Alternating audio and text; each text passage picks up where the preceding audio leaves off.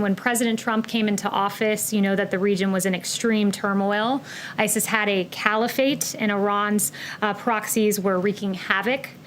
Since taking office, President Trump has worked to rebuild trust with our regional partners and identify their shared interests. And unlike the previous administration, which gave Iran piles of cash and a deal with a sunset provision that would have allowed them to get nuclear weapons, this president has isolated Iran, and he's done it through 4 peace deals, which is 4 more than his predecessor. But it's unfortunate that it doesn't give much coverage in the mainstream media. But I guess we shouldn't be surprised, because in the last 24, 48 hours, there have been quite a few stories that have not gotten a ton of coverage in the mainstream media. As former White House Press Secretary Ari Fleischer said, bias is often found in stories the press does not cover. And last week we found out that Democrat Congressman Eric Swalwell was infiltrated by an alleged Chinese spy. This spy cozied up to Swalwell, raised funds for his 2014 campaign, and even planted an intern in his office. And that relationship continued until the FBI briefed him in 2015. And that was some very good reporting done by Axios.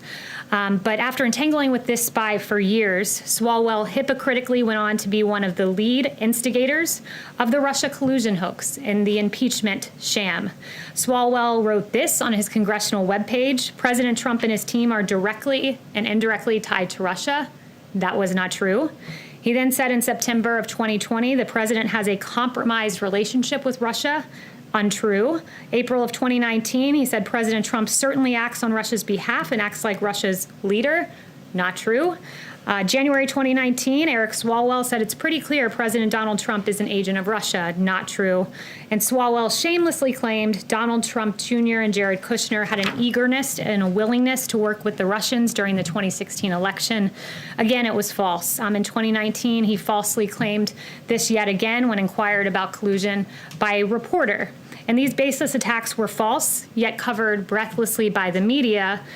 There was no coverage, however, of Swalwell being the one implicated with not Russia, but China. In fact, the New York Times website, as of this morning, had not one result for Eric Swalwell's ties to Chinese spies. Not one result. And when the Swalwell story broke, guess how many minutes of coverage it got on ABC, NBC, MSNBC, and CBS? 0. CNN devoted 3 minutes and 16 seconds to it. However, it was covered on Fox.